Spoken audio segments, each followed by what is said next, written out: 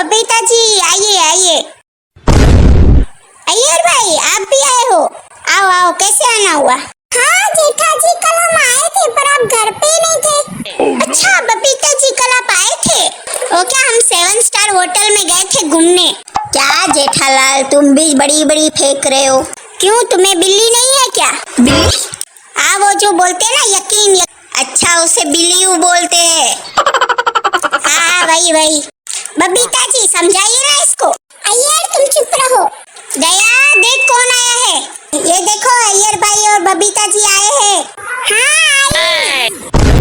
अरे बबीता जी, अय्यर भाई आइए। देखना दया, इनको तो यकीन ही नहीं है हम गए थे कल 7 स्टार होटल में। हाँ अय्यर भाई हम गए थे हेलीकॉप्टर में। क्या दया भाभी, हेलीकॉप्टर? नहीं वो तो आप रुको मैं बताता हूँ। दया उसे हेलीकॉप्टर नहीं बोलते, हेलीकॉप्टर बोलते हैं। क्या जेठालाल तुम भी? अय्यर चुप हो जाओ, छोड़ो। हाँ तो अगर अय्यर भाई को यकीन नहीं आ रहा तो आप उसको सारी चीजें दिखा दो ना जो हम कल होटल से लाए थे।